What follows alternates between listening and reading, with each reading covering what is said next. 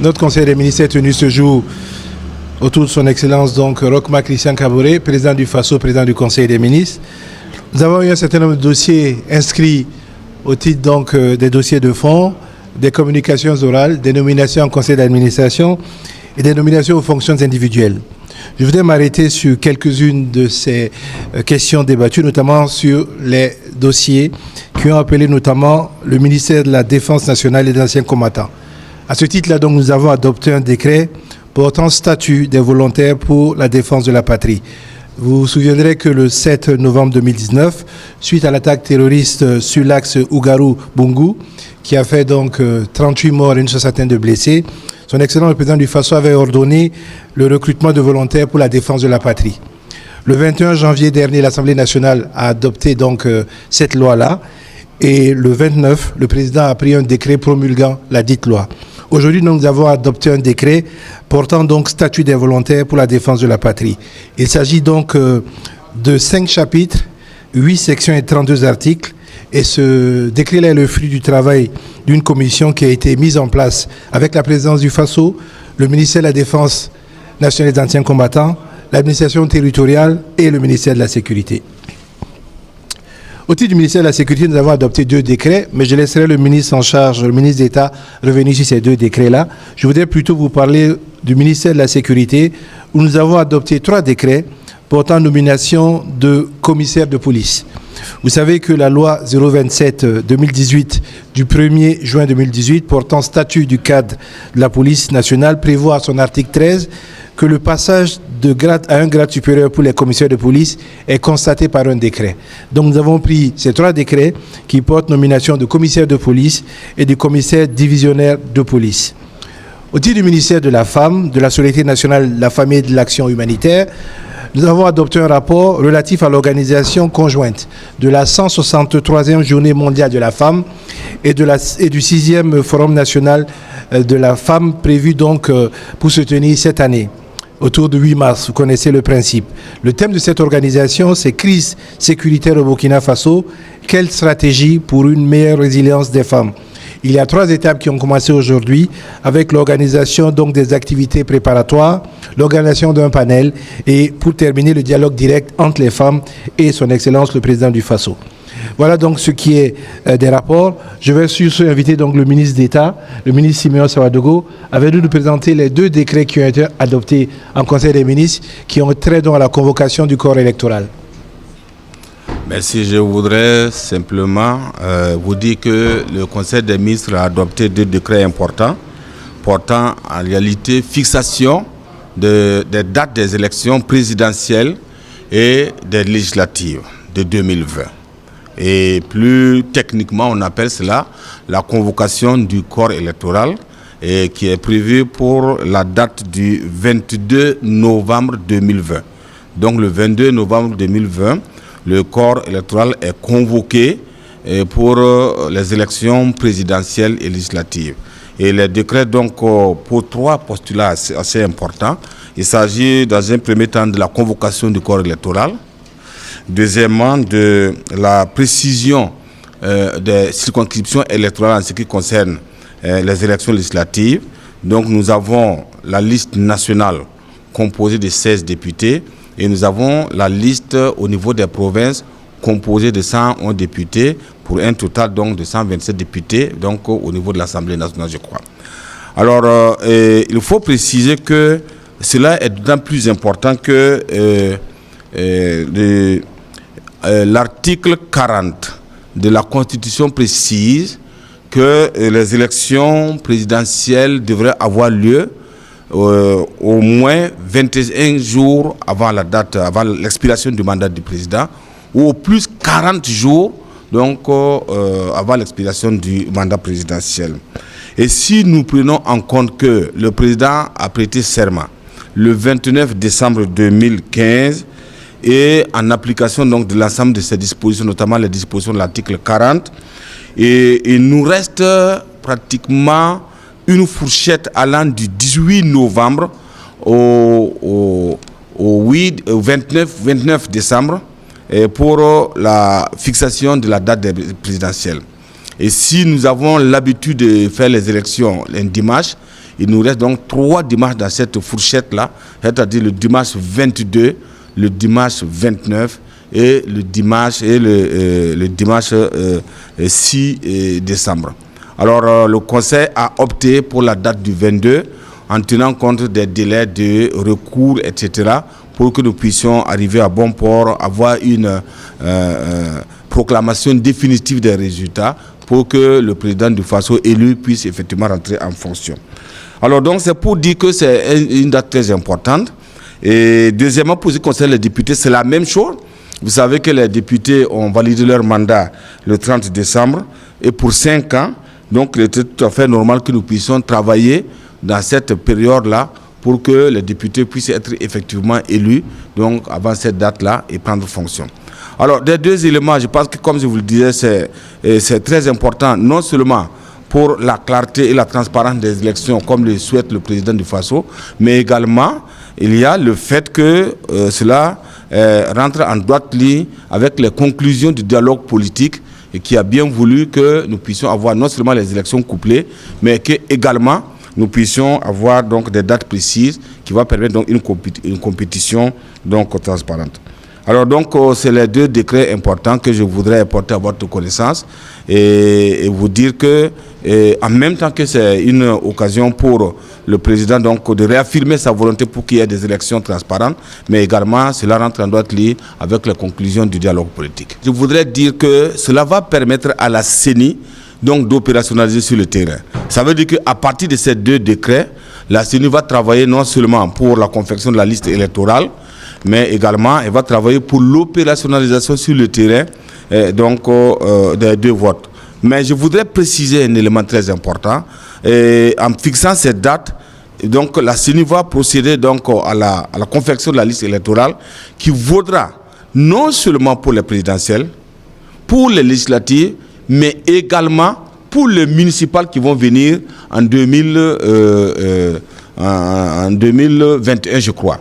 Alors, parce que l'article 50 est clair en ce qui concerne cet aspect et qui précise que nous devons travailler à ce que l'une élection qui ne dépasse pas 6 mois après les élections générales, donc on ne fait pas la révision donc, de la liste électorale. Ça veut dire que les jeunes qui n'ont pas encore l'âge de voter, et qui auront l'âge de voter en 2021 devraient pouvoir s'inscrire sur la liste électorale parce que donc c'est également leur droit. Donc la CENI va travailler non seulement pour les élections présidentielles, pour les élections législatives, mais également pour les élections donc municipales qui vont venir. Alors rapidement, donc Conseil des ministres a dit que nos berbères yibu, sinon qui est en tenga jab pour et rati le métier politique ouais.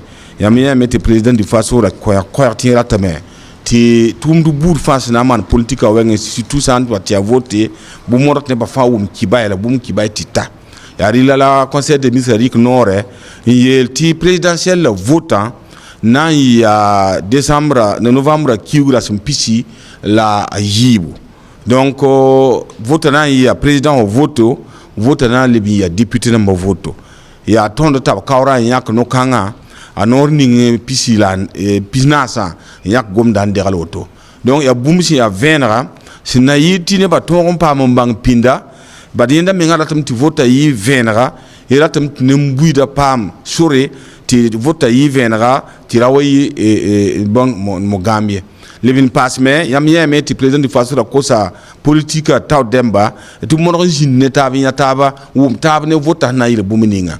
Donc il y a Bam Menora, le président du Faso Sakea, et Tienda Nda Gumgum Ninga, et dialogue politique en Touanye Sakamena Manti autour de Nélène Baton Bang Pinda. L'année passée, Bangame, Tiwoto Nan Consinua Kibare, Taton Pam, et Singa Touma. Il y a une table indiquée, il y a une date le 22 novembre, donc la vote na mane. Et le il y a une circonscription namba unique, ti député namba votant, na il y a Bambo Kobala, Pigla Yemre, et au niveau province namba pour. Ça y a voilà liste nationale là, na il y a Bambo Pia là nous. Le il y a voilà vote les number là, il y a 6 heures ibero, en tant que 6 heures zabre. la 6 heures ni be on titak zabra ya tenga fa ke pine 6 heures la ti ele me fo sambe Burkina Faso ka ya 6 heures ibe o to on tak 6 heures zabre vous savez to kombe Washington ne ya 6 heures ibe o to on tak 6 heures zabre donc faut ne ba bange ti ya no gan kan la brikia la cause c'est ni wati no nan dik tum la timane tum ti soma la date men tenga mbang ti sindika il y a président voté il y a député number voté la teni wa nan tum ninga anan kenga yum tusi la piste la yemre ntonke commune namba ne région namba voté donc ne bini fa si ntar yum de sinta wala pigla ninti tarenda serre me ngul sa yure ba sa paton on vote mo mo point yu pisi yum tusi yibu la piste la yewa aton to vote me namba la vote conseiller namba donc nora ya woto ntina wunigi tia nogan bedre syndike sinan ki Burkina Faso ketin kende ne ba wumtaba ne lamtaba tinga zabinga. Pour ce qui est des dossiers de fond, au titre des communications orales, nous avons donc entendu un certain nombre d'éléments. Vous savez que le principe du Conseil, c'est de faire le point aussi de la situation nationale. Donc les différents ministres en charge des dossiers en cours ont traité de la question. La question de santé a été abordée. Nous avons même adopté un rapport pour lancer donc une campagne de vaccination contre la poliomyélite dans une partie du Burkina. Vous savez que lorsqu'il y a un cas qui est observé pour l'OMS, ça veut dire qu'il y a une épidémie. On a un cas observé. Et donc, cette campagne-là a été autorisée par le ministère. Le ministère de la Santé nous a également présenté les mesures qui sont prises dans le cas de cette épidémie coronavirus, et sur lequel le gouvernement a demandé au ministère de rester très réactif et de mettre toutes les équipes en veille pour que, à la moindre situation, nous puissions apporter la réponse qui s'y est. Nous avons également entendu sur cette question-là, de la part du ministre des Affaires étrangères, le point des Burkinabés étudiants qui vivent donc dans la ville concernée. Et le gouvernement a instruit le ministre de prendre toutes les dispositions pour que les questions d'approvisionnement, les questions de leur accompagnement soient mises en œuvre de façon effective pour que cette période de quarantaine qui est observée dans toute la ville ne porte pas préjudice à nos concitoyens, notamment qui y vivent. Nous avons également entendu donc une communication relative donc à la tenue du CICOT, et je voudrais inviter le ministre du Commerce donc à nous présenter donc les grands résultats de cette rencontre internationale qui s'est achevée à Koudougou il y a quelques jours de cela. Merci. Le 31 janvier 2020 s'est tenu donc à Koudougou la deuxième édition du Salon international du coton du textile sur le très haut patronage de son Excellence Monsieur le Président du Faso. C'est un rendez-vous qui nous permet de valoriser une filière porteuse. Le coton, comme vous le savez, fait partie donc des filières les plus importantes pour nous au Burkina Faso, tant au niveau de la production, parce que le coton mobilise énormément donc de cotoculteurs, mais aussi du fait que le coton représente énormément au niveau donc de la balance commerciale en termes donc d'exportation. Mais comme vous le savez aussi, nous avons décidé désormais de mettre le secteur secondaire en priorité dans le développement de notre pays. C'est pour cela que la transformation donc de nos matières premières locales devient quelque chose d'essentiel. On ne pouvait pas donc le faire sans nous baser donc sur l'un des grands produits qu'est le coton. Le salon en lui-même vise à réunir donc des experts, des professionnels dans le domaine pour à la fois donc traiter donc de toutes les questions inhérentes à la filière, mais aussi trouver les voies et moyens pour débloquer les goulots d'étranglement qui empêchent donc la transformation donc de se faire. Nous attendions 1500 personnes. Nous avons eu la chance donc de réunir à peu près 1700 personnes à Ouagadougou, à Koudougou, et ces personnes ont discuté donc de la filière à travers donc les tables rondes, mais aussi des rencontres B2B, 800 et quelques rendez-vous B2B, qui ont permis donc de tisser des relations au niveau donc des différents acteurs, des différents maillons, et particulièrement au niveau donc des investisseurs et l'État, pour nous permettre donc de transformer le coton. Vous noterez que le grand projet Asas Textile, qui va permettre d'installer une grosse unité industrielle à Ouagadougou, des ateliers à Koudougou et Bobo, a pris, un bond en avant avec les mandats qui ont été confiés à Fleximbank et à la BAD pour boucler tout ce qu'il y a comme élément à boucler encore après donc que nous ayons réuni l'ensemble donc des investisseurs pour démarrer incessamment les travaux. C'était aussi l'occasion pour son Excellence Monsieur le Président du Faso d'inaugurer la première unité de grainage de coton biologique Parce que le fait que nous n'avions pas cette unité-là faisait que la production du coton biologique est retombée à 1300 tonnes. Aujourd'hui, avec cette unité qui a une capacité donc de 17 500 tonnes, nous pensons que la production va repartir à ce niveau pour permettre aux jeunes et aux femmes qui travaillent dans le secteur de ne pas connaître des retards en termes de grainage, en termes donc de vente de leur coton, mais aussi en termes donc de disponibilité donc des semences. Ça a été l'occasion pour nous de signer des accords avec d'autres partenaires qui vont se lancer dans la transformation. Et il vous souviendra aussi qu'avant que nous ayons le CICOT, les 27 et 29, il y a eu la réunion donc, des pays du C4. Les pays du C4 qui sont en charge donc, des questions donc, qui produisent du coton, notamment le Bénin, le Burkina Faso, le Mali et le Tchad. Et parce que nous devrons préparer en tout cas la réunion donc, en juin au niveau de l'OMC pour discuter donc, de la commercialisation du coton. Mais aussi nous avons pris la ferme décision de dire, étant donné que nous n'avons pas totalement la maîtrise à 100% du prix du coton à l'extérieur, il était bon que désormais nous nous concentrons sur la transformation. Et ce sont ces éléments que je souhaitais partager en disant que nous avons eu l'occasion de magnifier le coton transformé à travers donc la remise du premier panier labellisé du Faso d'Afani à son excellence, monsieur le président du Faso, mais aussi de mettre en place l'une des plus grandes confédérations qui réunit l'ensemble des acteurs du secteur textile habillement pour désormais booster le secteur. Parce qu'à la fin de la journée, ce n'est pas seulement le fait de produire suffisamment, ce n'est pas seulement donc, le fait de disposer donc, un habit de chez nous, mais c'est aussi permettre à des milliers et des milliers de personnes qui travaillent dans le secteur de tirer le maximum de profit donc, de la filière. Merci beaucoup. Maintenant, sur les questions d'actualité, si vous avez des questions, je suis à votre disposition. S'il n'y en a pas, on va vous remercier. Oui. Bon. Avant que je dise une bêtise, ça va être dans le détail, je ne me rappelle plus exactement. Mais il faut savoir que ça vient du Nigeria en particulier et que les pays de la sous-région avaient déjà été touchés. Dans le détail du conseil, vous aurez la région précise, mais je ne veux pas me hasarder pour me tromper. Mais il y a eu un seul cas, mais l'OMS dit que dès qu'on a un seul cas, il faut déclarer donc une situation d'épidémie. Vous savez que la polio, normalement, c'est une maladie sur laquelle on ne doit plus revenir puisqu'effectivement, les campagnes de vaccination doivent empêcher la résurgence de cette maladie-là. D'où justement le village concerné sera vacciné en premier et ensuite toute la province sera, toute la commune, toute la province sera concernée par la vaccination. Voilà un peu ce que je veux dire sur cette question. Je m'excuse, je n'ai pas la... Non, parce que ce n'est pas tout le Burkina.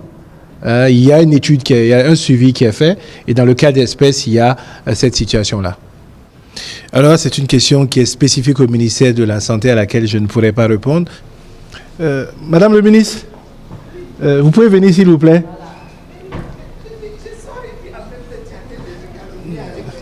Non, ils vous ont vu partir. Il y a une question sur l'application du décret sur la gratuité de du dépistage du cancer. Et donc, voilà. Pas de problème, merci. Bonjour tout le monde. Merci. Vous savez, la mesure de la gratuité des soins pour les enfants de 0 à 5 ans, pour les femmes enceintes jusqu'à 42 jours post-partum, donc post-accouchement, pour les lésions, le dépistage des lésions du cancer du col et le traitement de ces lésions précancéreuses-là, c'est une mesure qui a été décrétée par son Excellence, Monsieur le Président Roch-Marc Christian Kaboré, et qui a été très appréciée, qui continue à être appréciée. Mais vous savez, toute chose qui doit être mise en œuvre par des hommes, il peut y avoir des insuffisances. Et nous avions mis en place un système de suivi-évaluation. Et on a eu un problème de battement. Ce suivi-évaluation a battu de l'aile en 2018, mais ce suivi-évaluation a été repris. C'est vrai, il y a des manquements à certains endroits, mais on peut dire que dans la majorité des cas, ces mesures de gratuité-là se passent bien. En ce qui concerne le cas spécifique du cancer du col, vous avez remarqué que partout ailleurs, il y a des campagnes de dépistage qui se font, généralement sous l'égide de l'association Kimi, des actions isolées de femmes de certaines régions et tout. Moi-même, j'avais conduit une campagne de dépistage qui avait permis de dépister plus de 2000 femmes au centre Est. Donc, il y a des actions isolées comme ça. Et avec l'appui de certains partenaires, nous arrivons à mettre en œuvre la mesure. Mais souvent, il y a dans certaines formations sanitaires, le dépistage n'est pas automatique. Donc, c'est souvent à la demande de la femme. Nous travaillons à ce que toute femme qui part dans une formation sanitaire, qu'elle parte pour la vaccination de son enfant reçoive une offre intégrée de soins.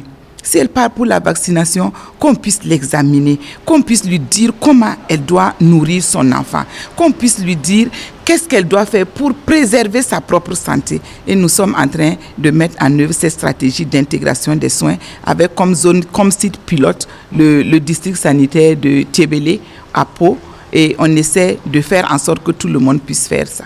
Bon, c'est des petites insuffisances que nous travaillons au quotidien à corriger. Mais sinon, lorsque les femmes vont au dépistage, elles sont dépistées gratuitement.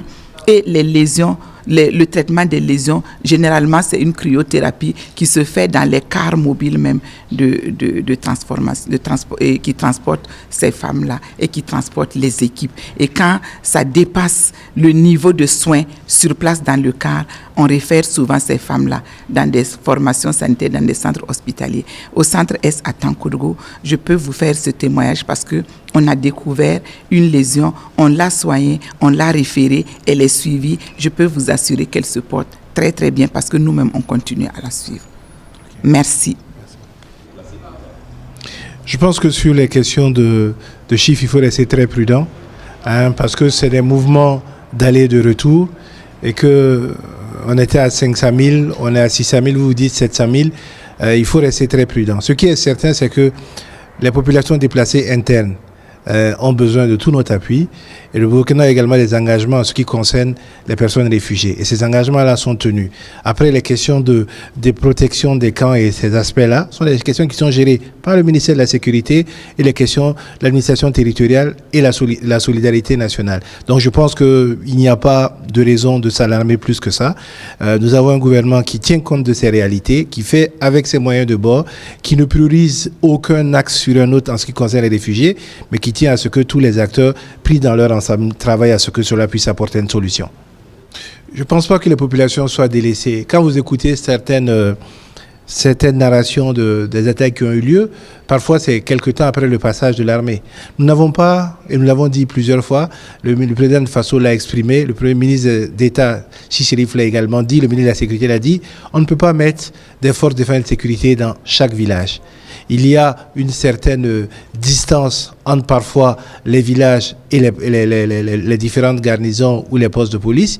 Et c'est pour ça justement que la question des volontaires se pose avec acuité. La loi a été votée le 21 janvier. Aujourd'hui, elle a été, le décret d'application qui porte statut donc a été adopté. Je pense qu'il y a un travail qui va se faire pour que justement cette information nécessaire pour prévenir les FDS, ces premiers aspects de riposte si nécessaires par les populations elles-mêmes soient mis en œuvre. Je rappelle que beaucoup de pays ont usité ces volontaires-là, que ce soit en Algérie. Vous savez, même dans la résistance française, il y a eu des volontaires, c'est ce qu'on appelait les résistants. Donc il y a une organisation qui va se mettre en place, qui va permettre de pallier en partie les délais d'intervention, mais il est important que cette question sécuritaire-là soit prise chacun à son niveau en termes d'intervention. Le gouvernement n'a pas donné d'accord pour son évacuation. Il y a un juge militaire qui a pris un texte, une décision qui est accessible, vous pouvez la lire, qui fixe les conditions dans lesquelles, après que les médecins aient estimé que le général Djibril Bachelet devait aller se soigner, qu'il aille se soigner. Le gouvernement n'a aucun commentaire à faire sur cette question-là. Je pense qu'il y a un acte juridique qui est pris, il y a un engagement qui est pris par la personne de respecter un certain nombre d'éléments. Pour le reste, on lui souhaite une meilleure santé. Nous avons adopté un décret qui fixe de nouvelles tarifications en ce qui concerne les droits de redevance des médias internationaux. Et ça a été augmenté, et je suis de ceux qui ont plaidé pour qu'il y ait une augmentation, pour que à la fois les MMDS, les satellites payent un peu plus en termes de redevance, mais qu'également les chaînes internationales qui sont présentes chez nous payent un peu plus en termes de redevance. Il y a peut-être des éléments d'éclaircissement que les acteurs veulent avoir, et nous sommes à leur disposition pour leur apporter ces acteurs. C'est juste lié, en fait, ce n'est pas dans la couverture de l'information. Non, c'est juste le fait que nous avons pris un décret qui augmente les redevances payées par exemple par Canal+, par RFI. Je crois que les redevances qui étaient de l'ordre de 5 à 10 millions, nous avons porté à 50 millions, je crois, parce que nous estimons que ça doit être un peu en réalité avec l'espace dans lequel nous sommes. Voilà un peu la situation. Voilà.